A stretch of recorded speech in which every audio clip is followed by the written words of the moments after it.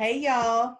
Welcome to Simple Conversations. This is KJ. Hey, and it's Alice. So pause us for a minute, grab you something to drink, come back, sit down, and be a part of this conversation. Because we have a lot to say. Welcome to Simple Conversations. Hey, y'all. Welcome back to Simple Conversations, where grace meets strength. Hey, Alice. Hey, KJ, good morning. Good morning. Happy Monday. I know, it's July 5th, 2021. We have survived the first 6 months of 21. We have. I'm so excited. Seems like a long 6 months, breath. Yet on the other hand, 2020 was the longest year ever. Oh my gosh, it was. Yeah. Are we still talking about that? Still talking Wow. Okay.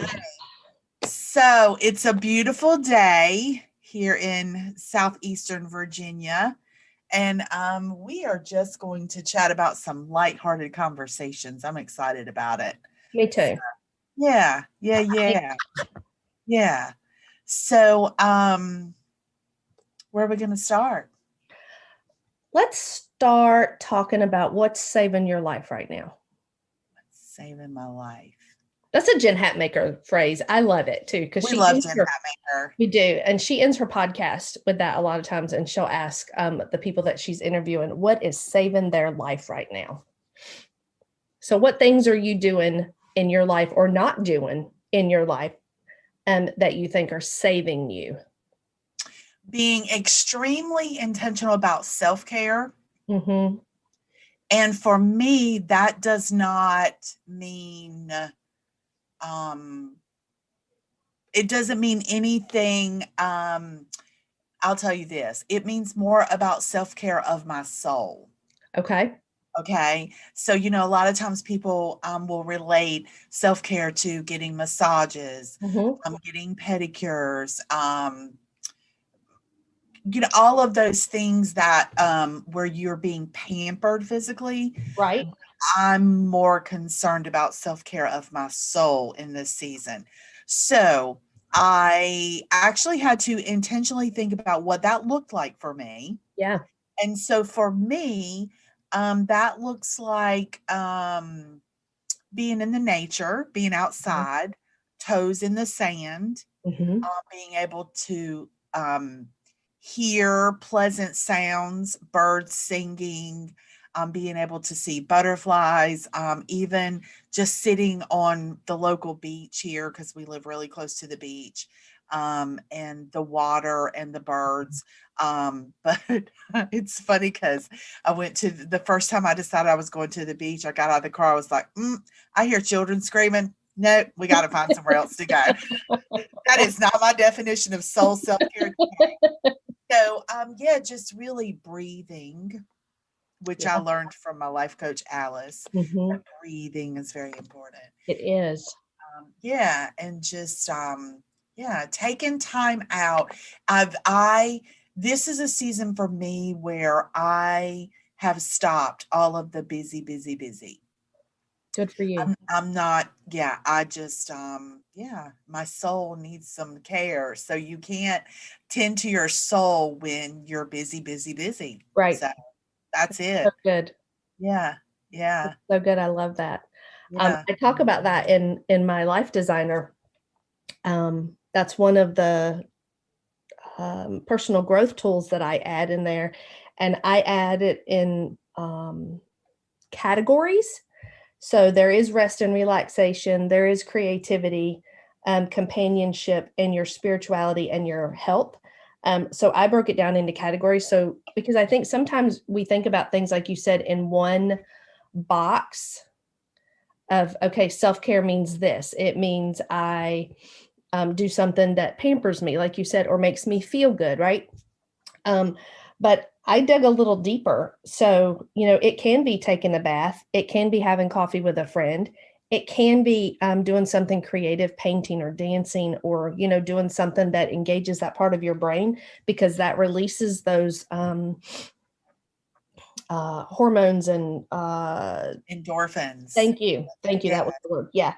But I also did talk about, practicing meditation and going for a walk and journaling and the things that dig a little bit deeper that are a little bit maybe harder for us to do, because I think they do require that intentionality. Mhm. Yeah. Yeah. Yeah.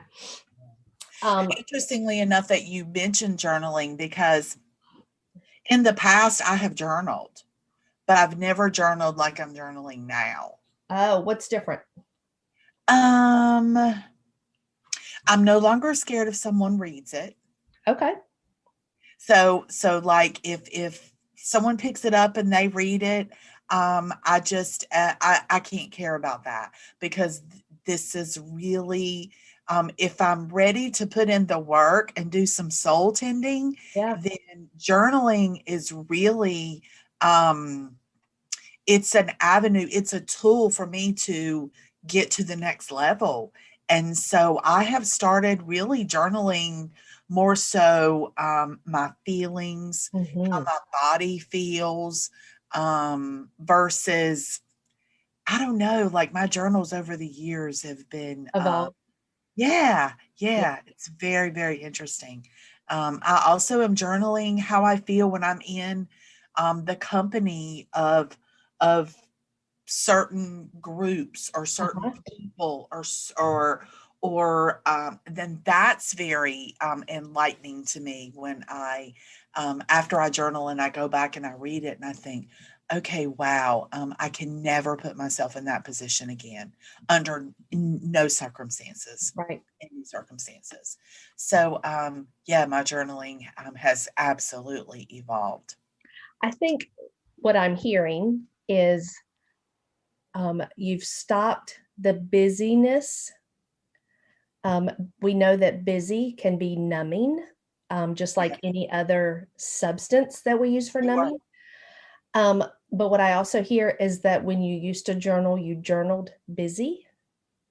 Oh, Like the yes. busyness of your day and not digging deep into the emotions. So now that you're digging deep into your soul and how your inner you, your spirit you is, that's what you're journaling. That's so powerful Yeah, it and has. hard. And it's hard. It's so messy. It is messy. I'm proud of you. Thank you. Yeah, Yeah. it's really messy. Yeah. Yeah. So, but every like yesterday, I had like this, like I needed to spend like 2 hours with God, and I did. Like Good it for didn't matter what was going on. So I journaled through the whole thing. I was, a crying, messy mess. you. But woo, you just like you feel lighter once you work Yeah. through that mess, you Yeah. know? And especially when, I mean, because I allow God to minister to me through that. Good. So, and I needed it. Yeah. But yeah, feels so Wow. much. I'm so proud of you. Thank you. So, for our listeners, I'll share this. So, I have a friend who we want to interview on our podcast. She has quite a story. Her story is lengthy in the sense that it's taken years to get to this point to share her story. And we were going to interview her today. And so I told her, I said, just start making some notes so that you have your thoughts together. And she messaged me this morning and she said, I'm not ready. And I said, okay. Um, she said, when I started putting it all on paper, I realized that there was a lot of feelings attached to that she had not processed through yet, and she wasn't ready to share that part of her story. And I told her, I said, that's the power of journaling. I tell my clients all the time, journal. I know people don't like to journal. It's like, I don't know where to start. Just start writing. And like you said, write all the things, write how you're feeling. It doesn't have to make sense. It doesn't have to be in complete sentences. Whatever feels right to you. It can be bullet points. It can be pictures. It can be whatever gets it out. But like KJ said, for our listeners, write how you feel when you're around certain people. Be aware of how you feel. Be aware of what your thoughts are in those situations. Um, yeah, that's so powerful. Yeah, so powerful. So Wow. yeah. Hmm. So good. And I'll tell you what I think has been the most interesting thing is because for so long I thought Mhm. that that I could not control my emotions, which allowed my words to be uncontrollable at times. Mhm. And so now that I'm journaling those emotions, my words when I'm communicating emotions with other people are much more they're better received. Sure, that's good, yeah. Yeah, they're better received because I've gotten it all out there, Mhm. and now in the situation where I need to handle something. I mean, just for instance, like my marriage. Mhm. Like I don't want to just, explode or just Right. start crying like because I can be a bit dramatic, but I don't want to be. I don't want to be. I just want to be heard. But I don't have to, it doesn't have to come with all of that. So I can work that out on paper before I come to the table and have a discussion. It's empowering. It I was really, about to say you feel more power yeah, when you do that. You feel more in control of what's going on, and so you feel more productive, and you're gonna get better results. sure, That's awesome. sure. I love hearing you tell people that the things that I tell them to do, It works. it does work. It really does. It really does. Um, yeah. Yeah, because the last thing we want is that when we have negative thoughts about a situation, negative thoughts in turn Mhm. produce negative words. Right. Negative words produce negative actions. Yeah, that's not who I want to be. Right. That's not God's best for any of us. Right. And yeah, yeah. Yeah, that's so good. That's so good. Mhm. It's interesting that we're talking about this because that was the topic of my life designer this quarter was revive what you Uh, needed to add life to. And I did focus on our mental health more in this one than I did ones in the past, which I change it up um, quarterly based on probably usually based on where I am with my clients and what I think they need. And so that's kind of what goes into the book. I've spent a lot of time with clients recently with our thought life. Um, and so I did talk about that a lot in this book. What our self talk is, like listening to what we say and knowing where those thoughts come from. Like, why do I think that? So, is that a default setting? Is it really true? Can I think about it a different way? Is thinking this way helpful to me? right, Is it helpful to anybody around me? right. How can I improve that? What else can I say other than that? Um, yeah, how do I feel when I'm having these thoughts? Like, what does it make me feel inside? And I think being aware of our feelings, it's funny, I joke with Tim all the time. He's much more a thinker than a feeler. And we joke about his emotional ranges, mad, frustrated, um, content, and happy. Like that's it. That's all I get. Poor emotions. Right. And so when I'm asking him things, like we were having a conversation yesterday, and I said, "Well, how do you feel about that?" And he said, "Well, it doesn't matter." He didn't say it doesn't matter. He said, it's not. It's out of my control. It's not my decision." I said, "That's not what I asked you. I asked you, how did you feel about it?" And it took us doing that like 4 times before he actually. Okay, y'all hear my dog playing with a ball. I'm gonna have to take the ball away. Before he actually touched on an emotion. So just not being aware of how he feels, and so we have to dig into that often. Sucks for him to be married to a life coach, probably. Probably, but probably not. Maybe. No, and also too, he's always because he's a Marine. Yeah. I Yeah. mean, I'm He not was really taught sure to not, how he felt didn't matter. doesn't matter. Just do Right. what we need you to do. Yeah. Like, yeah, you're fighting for our country. Like, do what you need to do. Yeah, don't question it. Right. Yeah. Yeah, that takes a long time to start actually asking questions. So, Yeah. tell us what you're doing to tend to yourself. What is saving my life right now? Yes.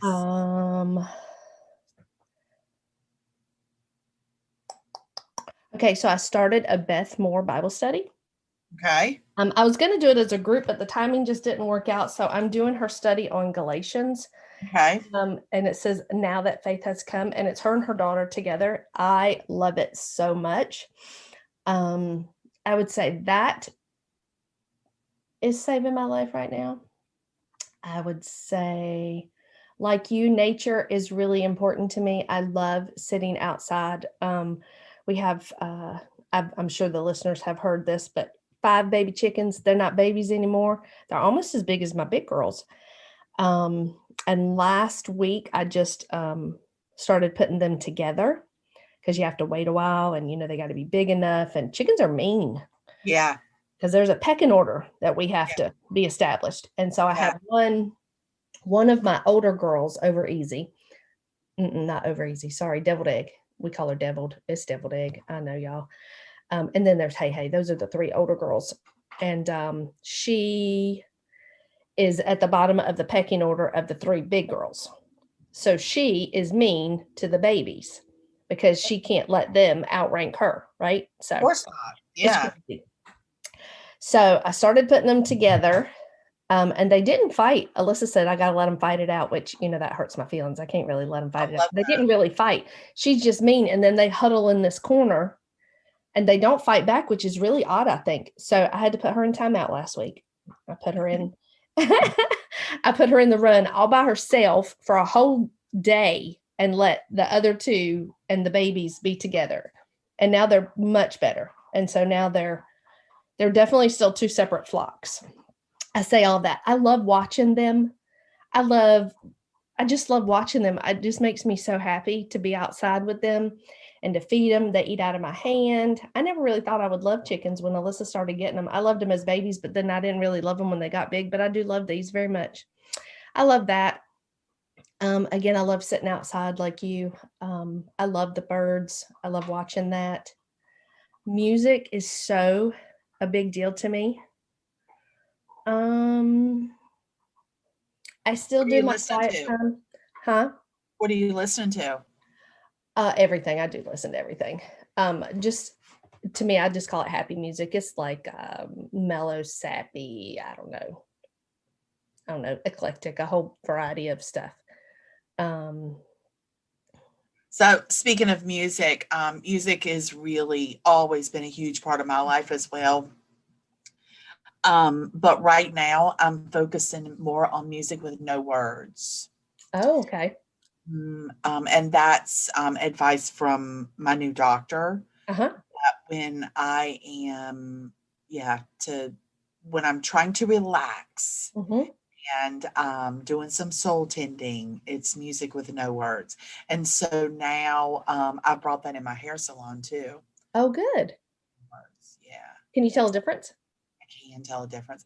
I can tell a difference in the atmosphere at the salon because I've changed the smell of the salon. I've changed the music.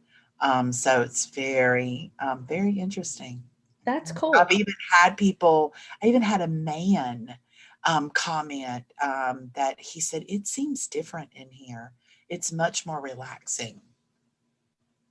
Well, was it my energy or was it the energy of the salon or was it all of it? I don't know, but he says it seems much more relaxing and that's what I'm looking for. Yeah, that's awesome. So, yeah. Yeah, I have YouTube playing all the time, upstairs and downstairs. Downstairs, depending on if I have the babies or, what's playing. Upstairs is almost always instrumental. Yes. Yeah, I do have that because I can't journal and do my gratitude and all of that if there's music with words playing because I'll get distracted and sing the songs. And then I can't even read my devotion if there's music with words. Right. because I listen more to the words than I do the words on the page. Yeah. Yeah. So I have to have that same instrumental. And it might be instrumental music. It might be the video that has like the water and the stream and the birds playing. I love that a lot. I have that playing a lot. And I love the aquarium ones that have just the fish swimming. I love that. You can hear the water bubble every now and then. And I play that a lot. I play that a lot, especially for the dog when we leave. I put the fish on for him. Yeah. Reading, soaking in the tub. Those are all things that I do. Last week I spent 2 days with the babies, Monday and Wednesday, and then I had 2 days that I had determined I was going to deep clean some spaces in the house. I know people do that in the spring, but I wanted to do some deep cleaning. So I did downstairs on Tuesday and upstairs on Thursday. And I was tired. Like I deep clean, like my body was tired. And so Friday, I decided I was going to do nothing, which is hard for me to do nothing. I stayed in my pajamas all day, and I sat on the couch and I watched some shows. I did my Bible study. I did some stuff in the morning, some quiet stuff. But then I just sat and just relaxed all day and just did what I wanted to do. I worked on my my scrapbook, but digital, and just it was wonderful.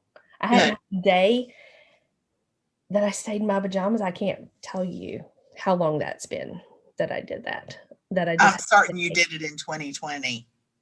I'm sure I did at some point. At some point. Yeah. But nobody was here. Alyssa is gone this week. And so Tim was working out of the house that day. And so it was just me and the puppy, and it was raining. And it was just a wonderful day. Good. Like I even felt when Tim came home, I felt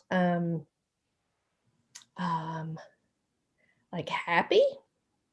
Like, not that I don't often feel happy, but sometimes when I'm alone all day, my mood is more reserved. Okay. But when he came home, I was like, oh, this was really good for me. Like I felt very recharged, and it was different than just being home alone and being busy. That rest was really, really good. And I didn't feel guilty, because that's a big part of staying in your pajamas and not doing anything is feeling guilty about doing that. Sure.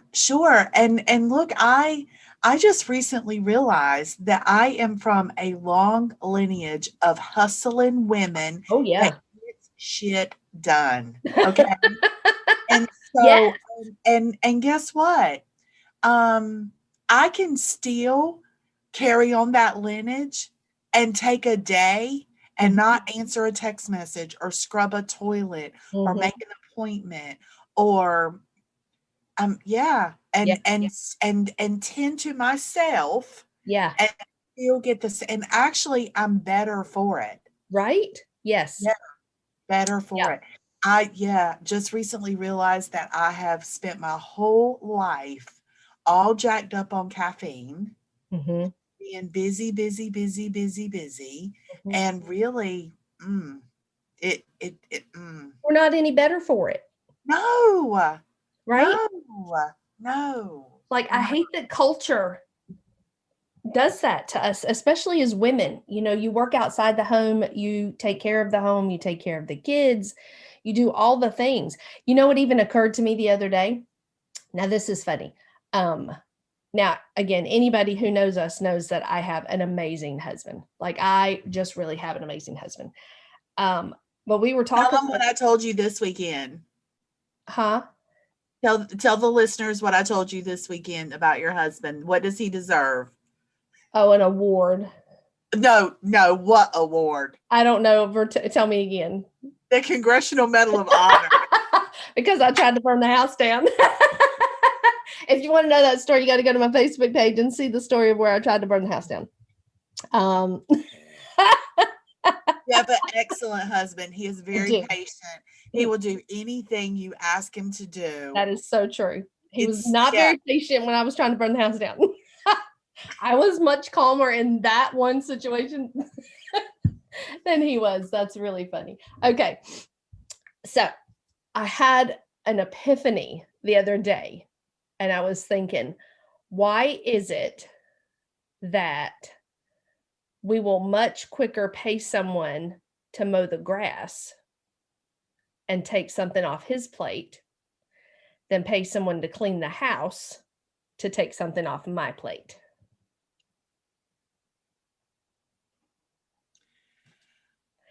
And really, because I didn't have that idea, because I would quicker pay someone to come mow the grass to take it off his plate than I would.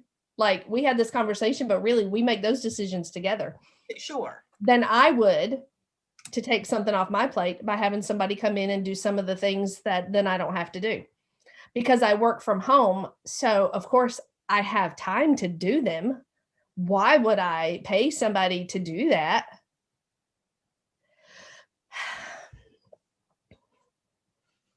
Isn't that interesting though? Very interesting. I mean, there's been so many seasons in our life where we've had somebody come in and do the lawn.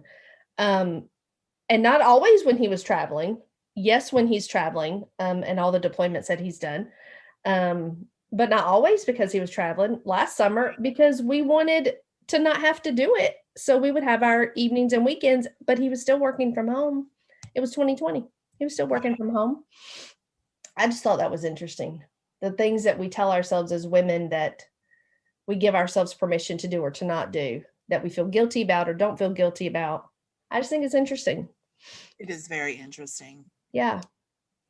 On that note, women, be kind to other women. What they do and how they do their life is none of your business. No. They don't need your permission or your approval. Don't be mean to other women and judge them when they post stuff on Facebook or Instagram or they share things with you. If that's what they think they need to do, then support them. Yeah. It's a public service announcement for today. Yes. Thank you for coming to our TED Talk. Right? I mean, women really are the worst for that to other women. The worst. The worst. Yeah. The worst. They want somebody to tell them they look pretty, but they don't want to tell nobody else they look pretty. Because, oh my goodness, you might not, it might make you look not as pretty. Not a competition. We're not in competition with each other. We're here to it's not a encourage and push each other forward, because when one woman goes forward, we all go forward. When one woman climbs the ladder, we all climb the ladder. It's the truth. It's so true. We've been oppressed long enough. Hello. Let's not do it to each other. Yeah. You know, I think that's one thing that took me a long time to recognize. Like, I love my little hair salon, but I don't love having to be there to clean it. Like, I don't love that. Right. And yeah, and I just, you know, you got to keep the house clean. You got to keep the salon clean. I mean, good grief. Can I one more time to scrub? Yeah, it's a lot.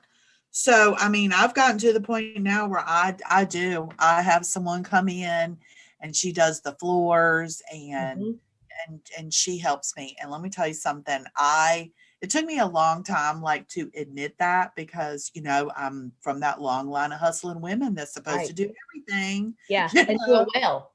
Yeah. And want to do it and want to do it.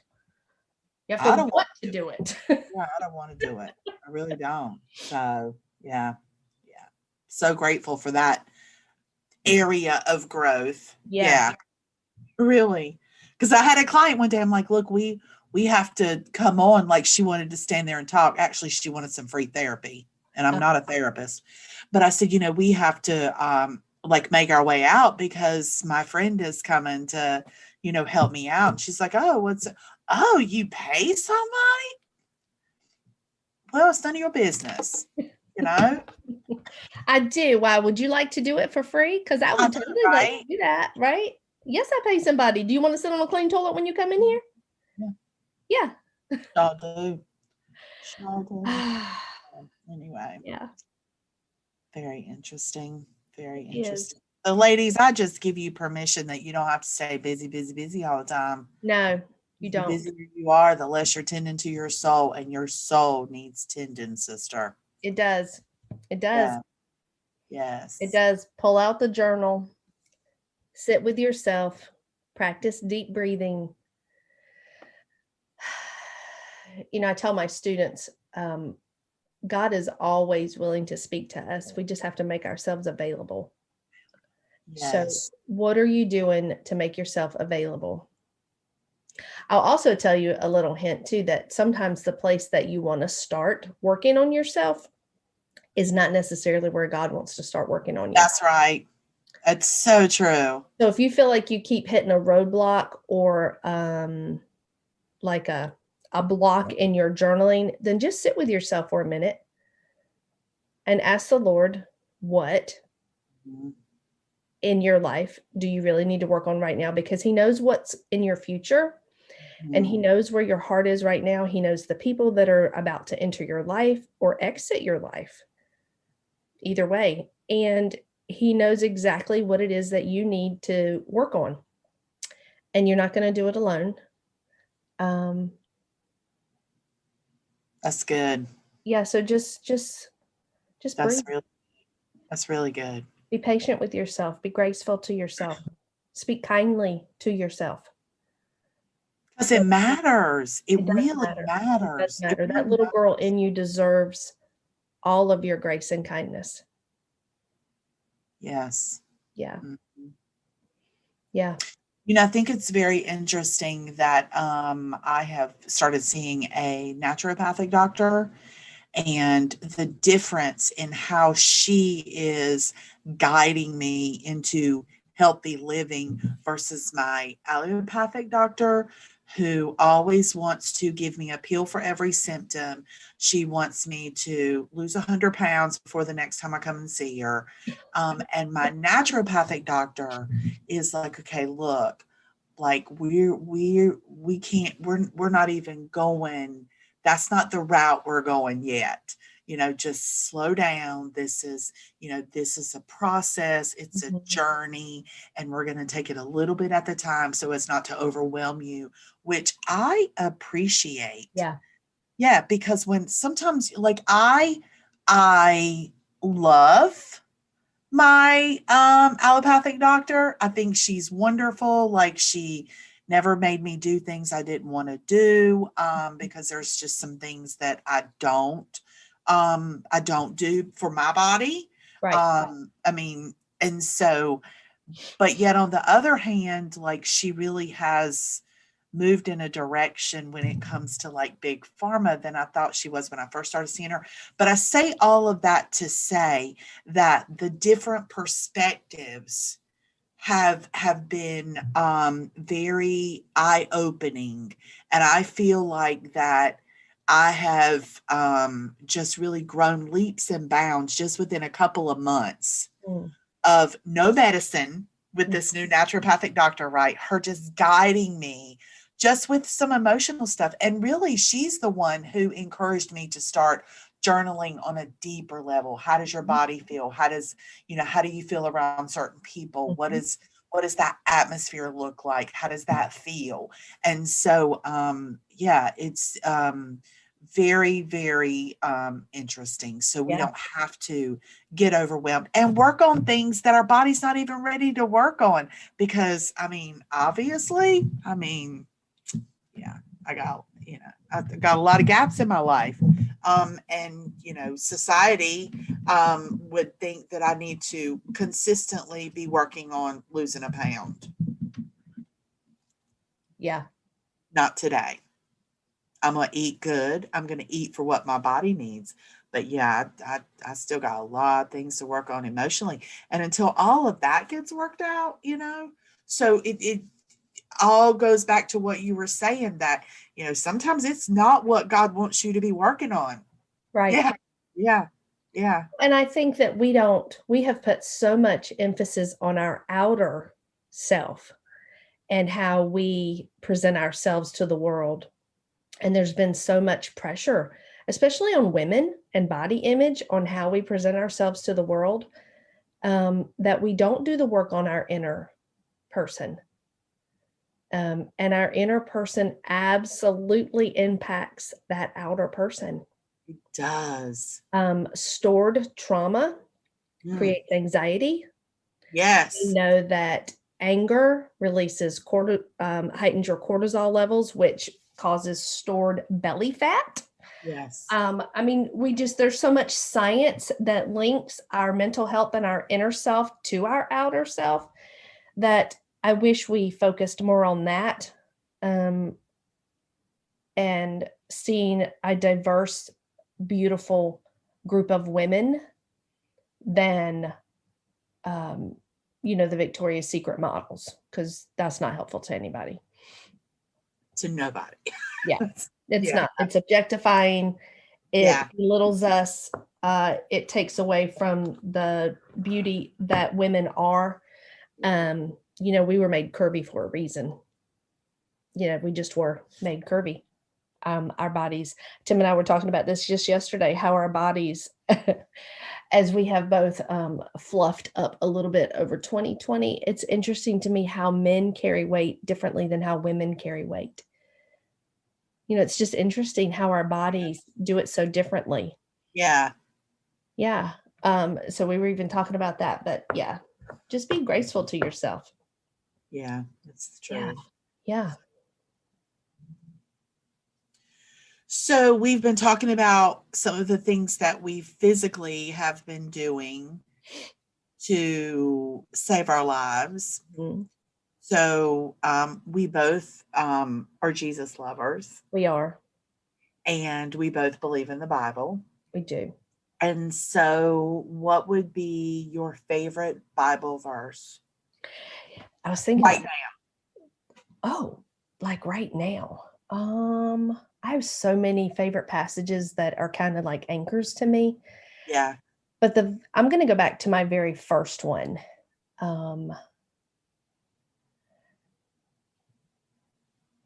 Probably, I have to think even when that was. Oh my gosh. So when I was in my early 20s, that's about right, early 20s, I lived in Northern Virginia, and I went to a church there called Fillmore Avenue Church of God. It no longer exists. It transitioned to what later became All Nations Church of God. Our friends are still there. In fact, my Sunday school teacher then is the pastor now, and his wife and I have remained friends for all of these years. But we used to sing in the choir together, and our choir was pretty good. And we used to travel around some and to different churches and sang at camp meeting and things like that, which only if you grew up in church or are very churchy do you even know what that is. But this is funny. So we were on a bus going to sing at another church, and Robert was going to sing. I can't even tell you the song now. But back then we sang a lot of Christ Church choir and Brooklyn Tab choir music. It was so good. Sometimes I just listen to that just because it's great to go back and reminisce. But the choir director asked me to introduce the song. And it had a lot to do with, she knew that my past, that I had a story. We'll just leave it at that. I had a story. And I didn't know a lot of scripture then, for sure. And I just opened up and I don't even know. It had to be a God moment. I just opened up to Ephesians, and it's Ephesians 3. Okay. And it starts in verse 16, and it says, I pray that from his glorious, unlimited resources, that he will empower you with inner strength through his Spirit, and then Christ will make his home in your hearts as you trust in him, that your roots will grow down into God's love and keep you strong. And may you have the power to understand, as all of God's people should, how wide, how long, how high, and how deep his love is.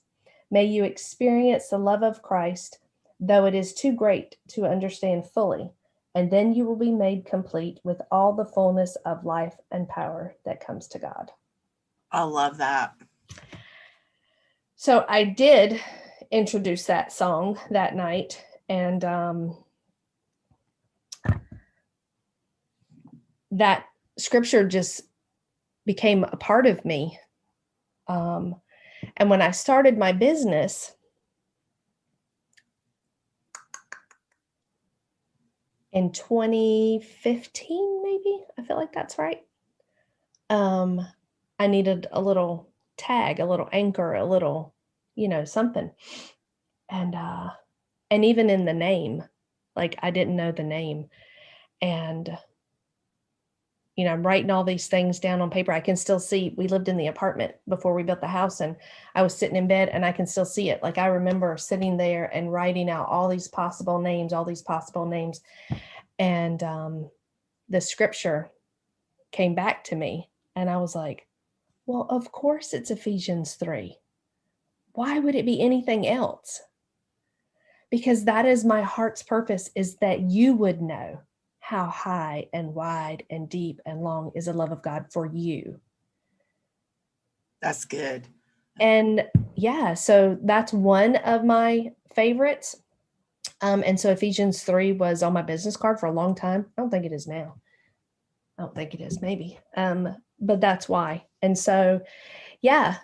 And I just kind of flipped open to it, and had no idea in that moment how significant that passage would be for all of my life, that I would go back to how high and deep and wide that all of God's people should know, but it's too hard to understand. Like, even when you think or you reach a point in your life where you're like, oh, I get it, there's more to get. Yeah. And just, I just think there's so much comfort, especially in the world we live in right now, to know that regardless of your story, that is true for you right now. Yes. That his love for you is wider, deeper, longer, and higher than you can fathom. Yeah. Yeah. That's so good. Yeah. That's good. What's yours? Jeremiah 33:3. Mm-hmm. And that's a very interesting story. I had a so in 1994, my husband and I had a child to die. Mm-hmm. And during that time, I was working in a hair salon, and one of the girls brought me to church, and the baby was still sick. He was living, but he was still sick in the hospital. And so she brought me to church, and then she got me a Bible with my name on it. Mm-hmm. So, and I have no idea when or where I wrote Jeremiah 33:3 on a piece of paper, and it was in this Bible. So 5 years ago, when I came back to the Lord, I was looking for that Bible. And I don't know why, because I had a newer Bible. I had been studying out of a different Bible, but I wanted that Bible. Mm-hmm. And when I picked that Bible up and pulled it off the bookshelf, this piece of paper fell out of it, and it was Jeremiah 33:3. And I realized then that what I was searching for was the wisdom of God. Yeah. Because I didn't know his nature. Right. I just didn't know his nature. Wasn't taught that growing up in the church, wasn't taught that when I went to a Christian academy. I was Southern Baptist, it was hellfire damnation. Yep. So I was never taught the nature of God. So Jeremiah 33:3 says that we can call on him and he will answer with things that we don't know, great and mighty things in which we do not know. And so that's the wisdom of God. And that's the very first thing that he wants us to have access to. And so that has been huge, mm-hmm. huge. Because a lot of times his wisdom is just love, or his wisdom is, it's simple. So simple. Yeah. We complicate it so much. Yeah. Yeah. So that Jeremiah 33:3 has just really been my foundational life verse. But then my husband went through a hard time, as you know. Yeah. And so then I started clinging to Romans 8:28, that he will turn all things for the good, all things for those who are called and who, according to his purpose, those who love God and who are called according to his purpose. And so I love God and I've been through some junk. And so every single trial, really, every single trial, he's turned for the good. Yeah. So about 3 years ago, actually, 3 years ago, we had a significant family trauma. And over the months of that fresh trauma, there were 3 things that God spoke to me. And one is, I have to know beyond a shadow of a doubt that God is good, period. Yes, period. It doesn't matter what life brings, God is still good.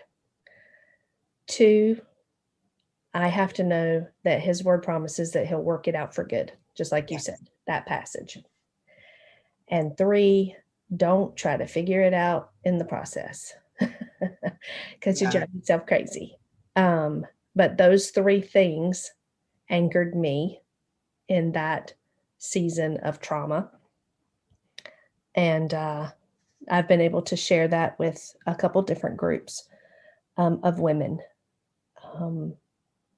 And I think everyone in our audience can relate on some level because we've all experienced life. We have friends who, we can say, friends whose spouses are military and struggle with PTSD and traumatic brain injury. We have friends who've had grandchildren who've had cancer. We've had friends who have lost parents and lost children and lost jobs and businesses and relationships. And so I think that every woman listening has a story that she's like, yeah,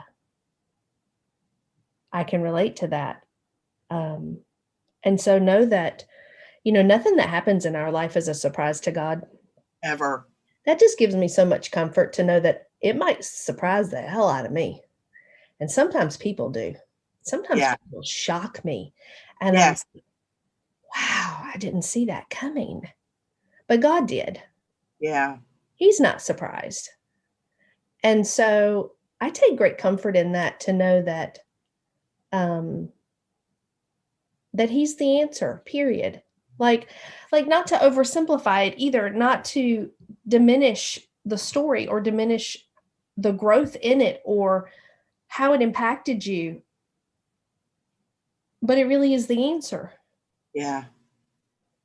I think sometimes it's hard to let God do the work because I think it's easier to stay in the trauma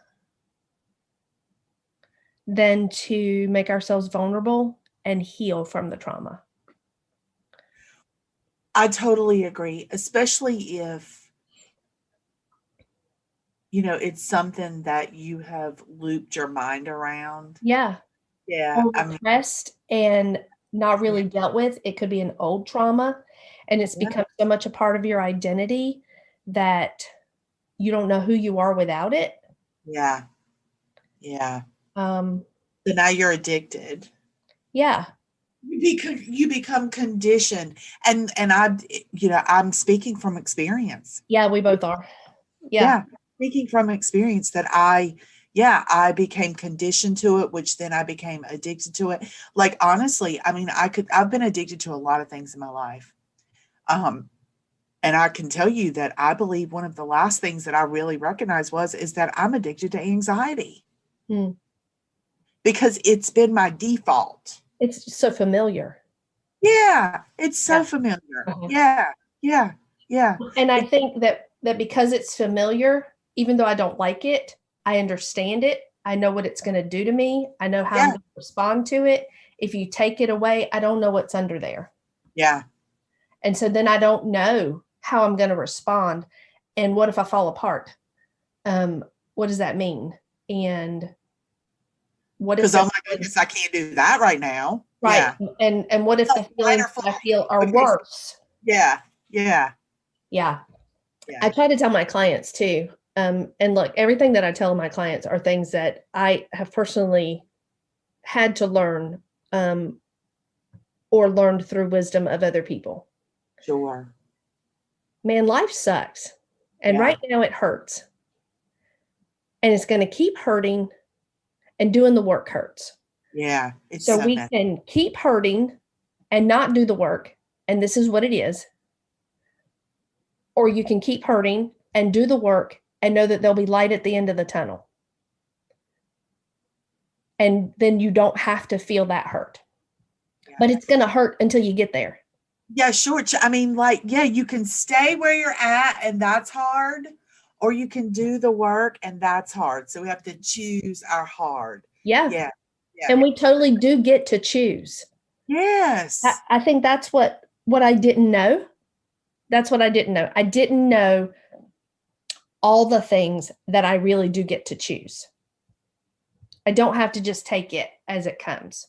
Right. I can choose the people in my life that are healthy and not choose to be with the people that are toxic. Yeah. If there are toxic people in my life that I have to be around for one reason or another, I can prepare me in advance to have to deal with that, because it has everything to do with how I go into that situation. Sure. I get to choose my emotions, because if I don't like what I'm feeling, I can choose to feel something else. Yes. I mean, I get to choose so much. I choose how busy I am and how much I put on my plate. Yes. Now, there are some things that you just have to do. Okay. Yeah, we do. We have to eat. You know, I want you to have a basically clean house. I do. I want you to have that. I want that for you, because you deserve that. But whether you wash the dishes today or tomorrow really doesn't matter. If your furniture has dust on it, it really doesn't matter. Right. It means that you're sitting on the floor playing with your children. That's right. Or going on a date with your spouse, or sitting outside because it's summer and it's not 120 degrees today. The dust will be there tomorrow when it rains and you have nothing else to do, right? I just want women to know they have the power to choose. I want to give them permission today. If you're listening, today we give you permission to choose the things that feed your soul. Yes. Yeah. Yeah. And it took us a long time. We're still working on it. Yeah. Took us 50 years to get to the place where we can tell you that you have permission. And we don't want you to wait until you're 50 to have permission. Right. But if you're more than 50, you still have permission. And it's not too late. And you can still make changes. Yes. To do the things that feed your soul. Yeah. That's good. Yeah. That's good. Well, I thought this would have been a lighter one, since we did all those about leaving the church, but not Jesus. I guess it was light. It was helpful. I pray it was helpful. Yeah. Helpful, healthy, productive. So now go back and listen again with your notebook and take some notes, because you were probably driving while you were listening. That's when we listen to most of our podcasts. That's when we listen. Car. Yeah. Do you have any podcasts you're listening to? Are you listening to anything good? I am listening. Oh, do we really want to get into this? So, go into detail. Just tell them what you're listening to. Okay, so I'm listening to Glennon Doyle. I Can Do Hard Things. Yep, me too. It's heavy at times. It is, but it's so good. It's so good. So that has led me to get the book Untamed. I'm about to travel this week, so I got Glennon Doyle's book Untamed, and I'm going to start reading that. But I have also been listening to Gangster Capitalism. So I turned KJ on to that one because my friend turned me on to that one. And now we have to do a podcast about that podcast. Oh my gosh. Okay. I just want you to know, if you went to Liberty University, if you currently attend Liberty University, if you did, or if you know somebody, you might want to listen to. I'll link it in the show notes, but you can find it. It's called Gangster Capitalism. It's anywhere you listen to podcasts, you'll find it. Gangster, just like it's spelled, Gangster. I think it's perfectly okay for us to promote other podcasts. Of course. And support their work. It is a very in-depth, currently, I think they have 7 on this.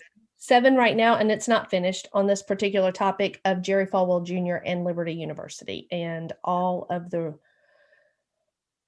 outlandish, horrendous, horrific, crazy, traumatic, unbelievable, terrible things that take place there and have taken place there. Yeah. Wow. Like I couldn't stop listening. Me either. I was just fixing to say it's like a train wreck. Yeah. And I'll tell you this. What I think is so disheartening about it is my sweet little Southern Baptist granny used to sow financially into his father's ministry, Jerry Falwell Sr. We learn a lot about him in this one too. Yeah, we do learn a lot about him in this one. But so yeah, that podcast is I couldn't stop listening. Like I would listen to it at times when I knew I should have been listening to something that was feeding my soul. That was not feeding my soul. Because sometimes I was like, are you kidding me? Yeah. And people don't know this. They don't. Like people don't know this. Don't. And because no one felt free to speak out until after Jerry Falwell Jr. went down last year and was charged with all the crazy things and the sex scandal with his wife and the pool boy, who you hear a lot more about that story in this as well. But that's like not the only one. Well, I was going to say that's like your afternoon snack when you're going to a 7-course meal in comparison to all the things that you're going to learn in this podcast about that whole unhealthy situation. Crazy. So what are you listening to other than Gangster Capitalism? I also am listening to the Glennon Doyle podcast. I love that because I love the growth. I love things that help me grow. Right. I love hearing other people's perspective. And I love hers is called We Can Do Hard Things, that came out of the book. I read the book last year when it came out. Actually, I listened to it. It was on Audible. And I loved it because when I was listening to her, so many things that she said in the book were like freeing as a woman in the world we live in. Things that we, I think, have naturally been taught to default to until you hear someone give you permission that you don't have to do that. Like, why does it always fall on the woman in the office to make the coffee and bring the cupcakes for the refrigerator? Why are we taught that it's our place to be nice in every situation? Because you know what? Because we're so trained to be nice, how many times have we put ourselves in a dangerous situation because we felt uncomfortable, but we didn't want to be rude to somebody because what if we were wrong? And we put ourselves in dangerous situations because it's so ingrained in us to be nice. Yeah. Oh my gosh. Yeah. That we could talk about that a long time. Those two I'm listening to Dolly Parton's book on Audible. Let me tell you the name of it. I only listen every now and then. I haven't listened to it a lot.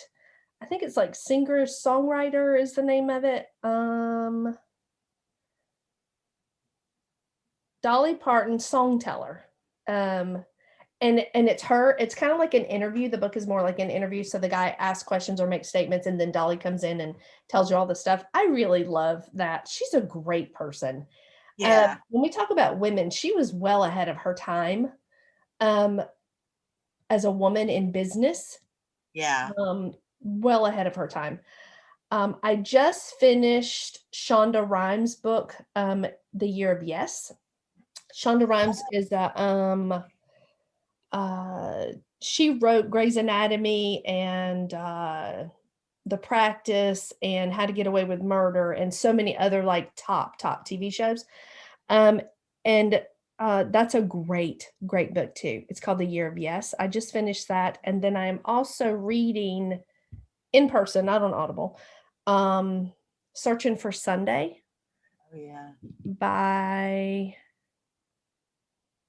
Rachel Held Evans. thank you. It was 3 names that was coming to me. Yeah, Rachel Held Evans. I think that's all I got going on right now. Yeah. That's good. Rachel Held Evans, yeah, her perspective is amazing. Yeah. What a tragic loss to the world that it was when she passed. Yeah, for Yeah. sure. Yeah. Yeah. That's good. That's Yeah. good. Yeah. I love it. Me too. Love it. Love it. I have loved this conversation. Yes, it's been a good conversation. It's been Yeah. good. I don't even know what we'll title this because, girl, we have covered a lot. Maybe that's what we'll say. The title will be Talking About It All the Things. Yep, all the things. Yep. All right, listeners, thank you so much. We appreciate you listening. You can support us on Patreon, and you can listen and share this with your friends. Make sure you subscribe and like it and do a review. That would be very helpful. It helps other people find us as well.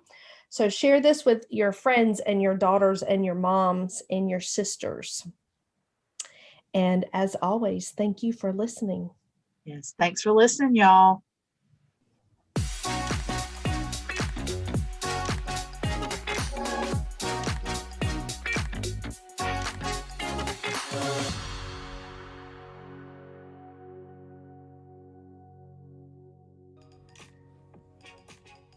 Hey, you guys, we just want to say thank you today. We want to thank our listeners and those of you that have subscribed to the Simple Conversations podcast. Friends, thanks. Hey, y'all, this is KJ from Simple Conversations Where Grace Meets Strength. Thank y'all so much for listening and tuning in. If it weren't for y'all, there would be no reason for us to do this. Listen, we need your help. We need your support. So head on over to patreon.com/Simple Conversations and decide exactly how you want to be involved.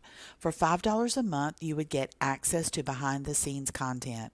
For $25 a month, you would get that as well as a shout out on the podcast or fan input. As a supporter for $50 a month, you would get all that in the previous 2 tiers, as well as a one-time gift or book that Alice and I have read or are reading that we think would add value to your life. Or for $100 a month, we consider you family. You ever heard that before? That's friends that are so good that we consider you family. So you would get everything in the previous 3 tiers, as well as exclusive branded merchandise from Simple Conversations. So listen, our heart's desire is to do more and to be more. And so in order for us to do that, we need help. And so we're dependent on you to help us make that happen. So thanks for tuning in and thanks for your support. See y'all.